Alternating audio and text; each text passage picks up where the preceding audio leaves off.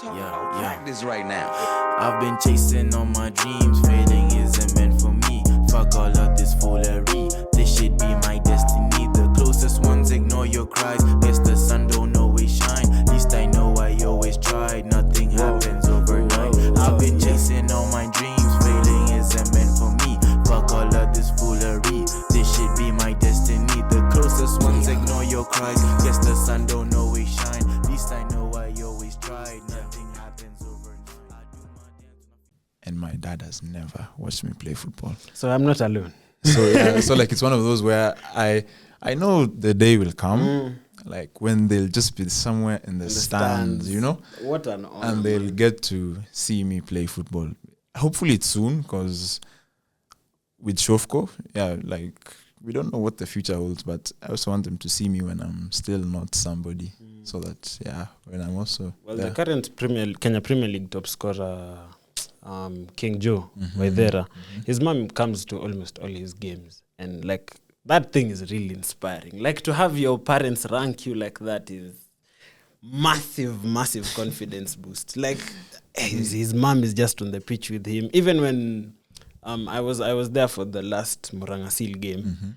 You see the way they carry this guy and nini. His mom is just there waiting. They do interviews, nini. He goes to the fans and then he comes back. After all that glitz and glamour, he just comes back and then they just walk slowly with his mother and son. Like it was such a wholesome moment for me to see, because like this guy, people are praising him, shouting his name, nini. Him, his only concern is, guys, don't hit my mom. Just let her pass and let her be at peace, manze. She's my source of everything. And even I saw he was awarded at the SportPesa Gala Awards, which is a good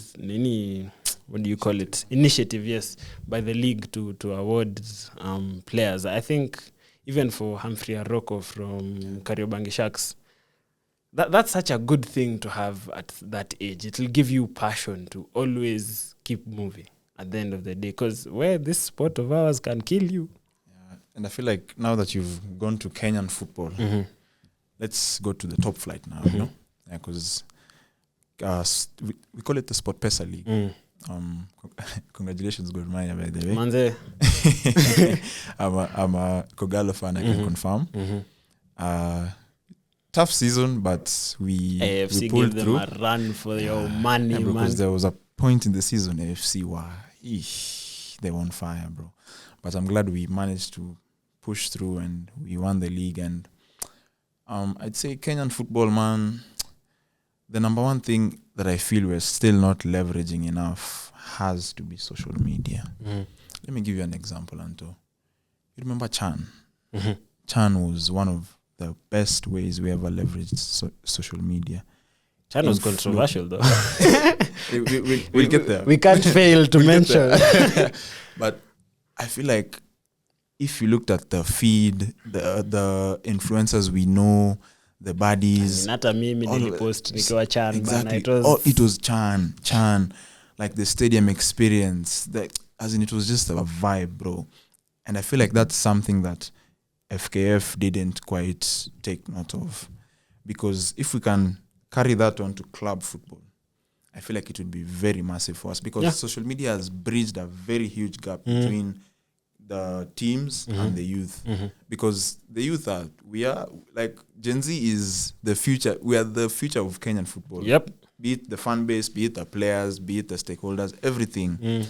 Now they have to leverage that Instagram, TikTok, get the content creators, give them the contracts, some of the chance, tell them to promote teams, you know, like just do something about it. Get the first thing I feel like that they have to do is to create awareness, because I can assure you, if you stop a buddy from USIU and you ask them if they know Kariobangi Sharks, the odds are... Kariobangi Sharks. Oh God. What are you saying?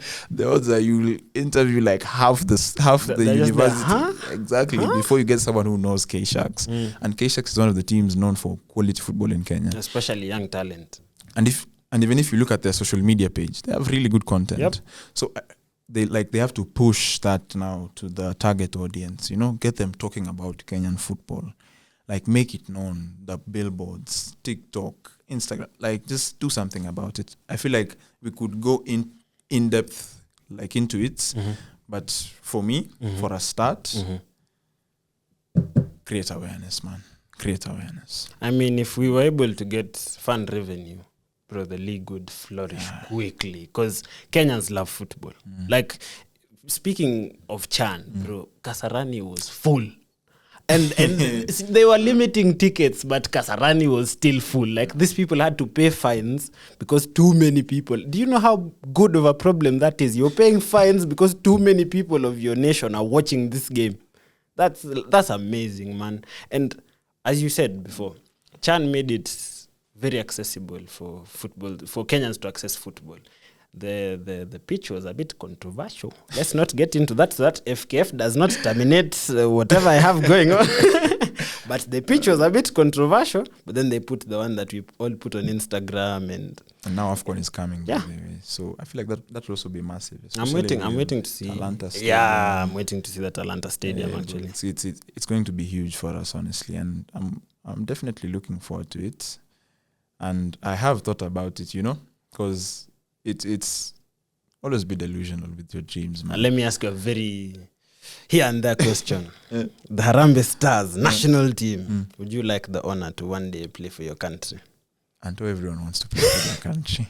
Everyone wants to play for Do you know, I their keep telling my friends this and they don't believe me. I'm like, what do you mean you don't want to play? Even you want to play for Yes, you see? but for me, if another country came and then told me... Steve, you want to play for Kenya? You see, he wants to play for Kenya. Everyone wants to play for Kenya. I mean, it would be a massive honor to put on the red of the Harambee Stars and just step out on that pitch. Bro. But I mean, I've seen the Kenyan players right now. The quality is improving. We're headed somewhere. Yeah, especially with McCarthy going to look for players in the English leagues, Yeah, but I feel like let's not also neglect our own, like the Kenyan league, if we can invest into it. Because I can say, for example, South Africa. South Africa, it's very controversial country to mention. Serious hate. Let's not go there for now. The CAF champions, the club CAF champion is Mamelodi Sundowns and South Africa. So they're investing into their football. And even if you look at their national team, it's players from their local league who are dominating. So I feel like Kenya, if we can also invest in our local football, we do. The truth is, we have a very long way to go. I won't even lie. Gap. The gap lies between high school and Division 2.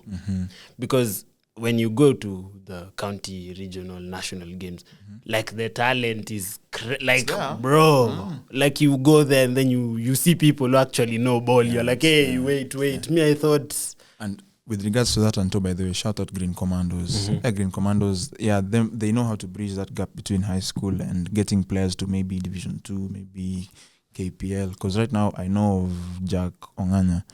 He's in Spain. And just recently, he was in GC, then went to Sofapaka, went to KCB, and now he's out of the country. Even as a Chofko, we got a young lad called Miles. Miles came from Green Commandos. So, like you see, at least they're actively trying to get their players out there. That I think, for me personally, that is where we need to invest in. There's no transition from high school football to actual football. It's like everyone's story is like mine. You finished high school on a high football note.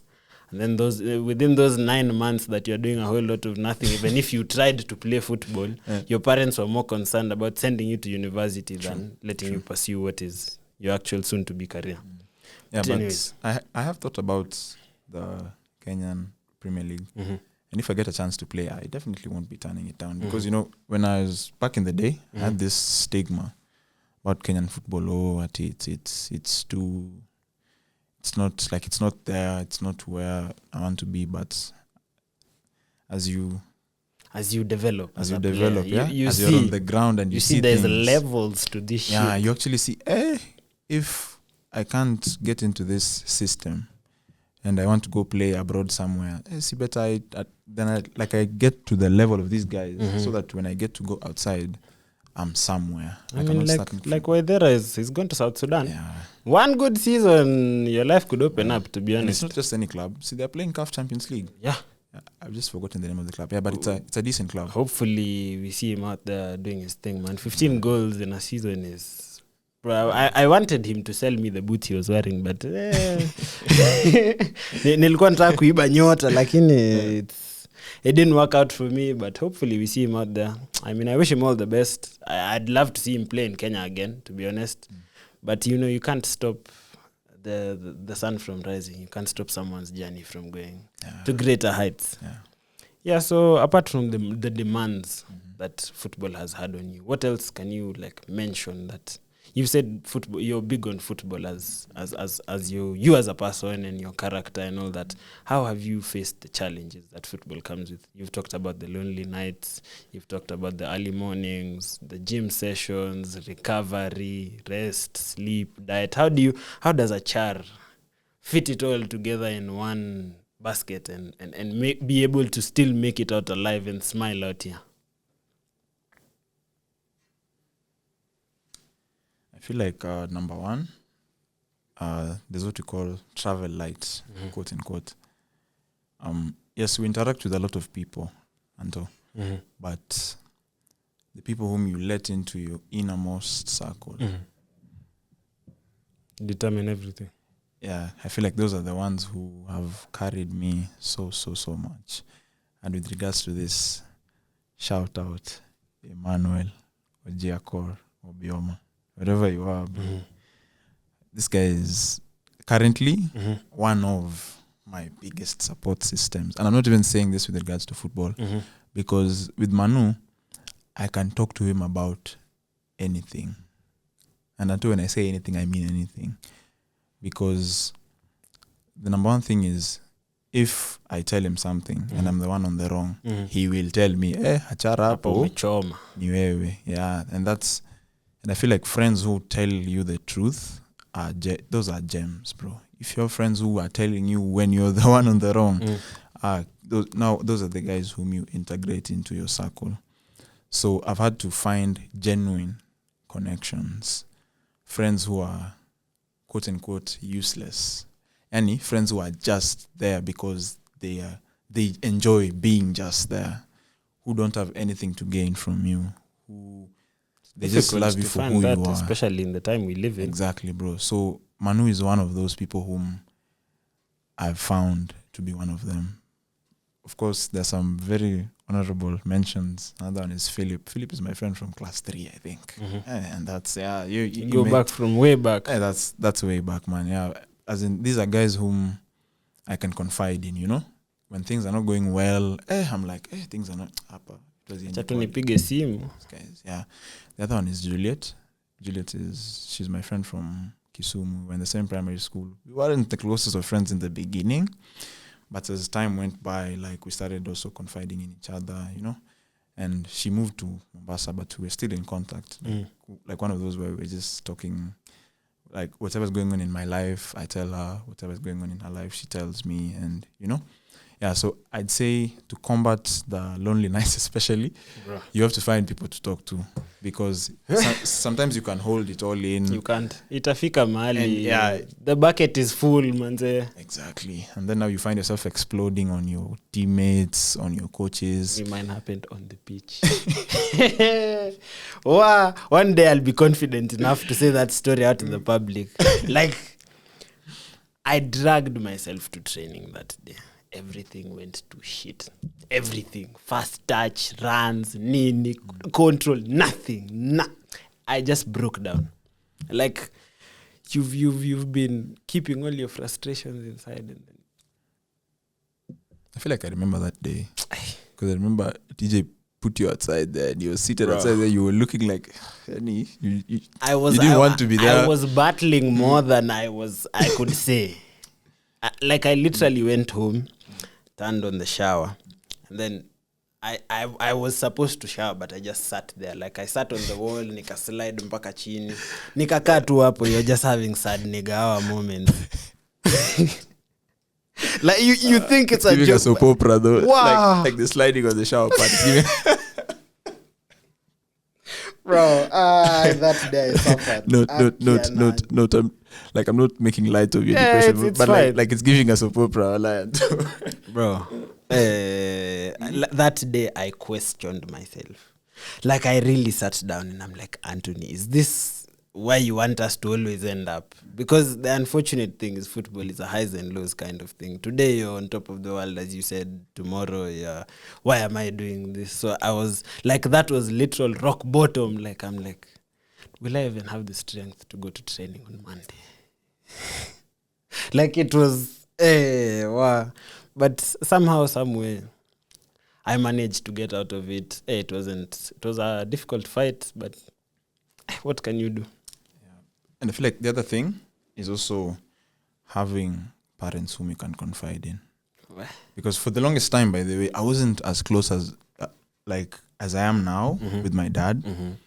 But the more we've gone on, my dad has also had to learn how to talk to me. For example, nowadays when my dad gives me a call, the first thing, one of the first things that my dad always has to ask me, how was training today? How was your game?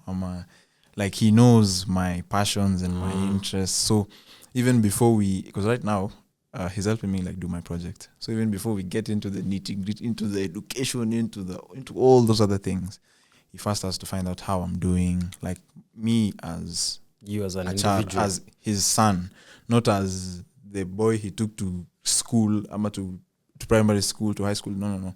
He has to find out on a personal level, like deep inside my heart, how am I doing? Then now he starts diverging now. Shout out to your dad, man. Same for my mom. My mom now, she's the one I confide in with matters. And you know me very well. I'm big on faith. So my mom is the person who spearheads like my life with regards to faith. And she's always telling me, no matter what you do, never forget God, because life in itself comes from God. So she's always reminding me, always. Stick to your roots, man. And she's always big on faith-based reading, and it's also why I'm big on faith-based reading. Yeah, I see you and Nelly and a few of the guys. Yeah, posting. Don't just believe because I raised you up in a Christian home. No, it gets to a point where now I have to you have to go out and your read believe this thing on your own. Yeah, know and make your own conscious decision about whether you want to choose or whether you want to reject it. Because she says, as for her, she's done her best. So now life is... Yeah, I've done my part. Yeah, now you find yourself. Yeah, but si ati ameniachilia, like she's still monitoring, you know? Yeah. I mean, it's important and it helps at the end of the day. We can go on for hours. We've already hit an hour, 30 minutes. Me, I can talk about football all day. Me, honestly, this is like my passion for the sport is always there. But just to mention one last thing, men's mental health month. I can also give a parting shot after you. Yeah. Okay, sir. Go. Men's mental health month. So, especially for you athletes or for those of you who have athlete friends, check up on your athlete friends. They are closer to crashing out than you'd ever believe. Like their life is a literal split second away from mayhem. So if you have a friend who's an athlete like my brother here, Char, just message too. How are you doing? Is everything okay? Because you don't know what they're going through. They like putting on this tough guy front, Mr. Footballer, nini. But deep down, they're humans just like you.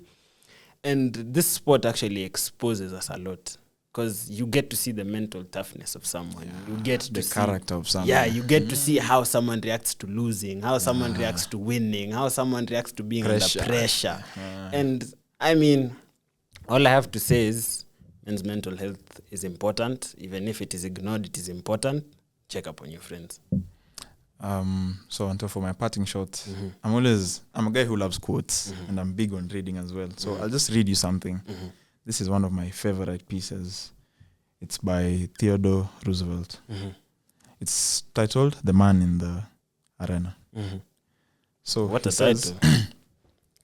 It is not the critic who counts, not the man who points out how the strong man stumbles, or where the doer of deeds could have done them better. The credit belongs to the man who is actually in the arena, whose face is marred by dust and sweat and blood, who strives valiantly, who fails, who comes short again and again, because there is no effort without error and shortcoming. but who does actually strive to do the deeds, who knows great enthusiasms, the great devotions, who spends himself in a worthy cause, who at the best knows in the end the triumph of high achievement, and who at the worst, if he fails, at least fails while daring greatly, so that his place shall never be with those cold and timid souls who neither know victory nor defeat. In simple terms, if you fail like Mbappe in the World Cup final. Thank you. Thank you. I think we can close it off at that point. Yes. Thank you very much, ACHAR. Your episode will be live on YouTube. I will send you links. We will share to the community, and we'll have more conversations about football. Thank you very much for your time. It's been a pleasure. Thank you for having me, Anto. All right.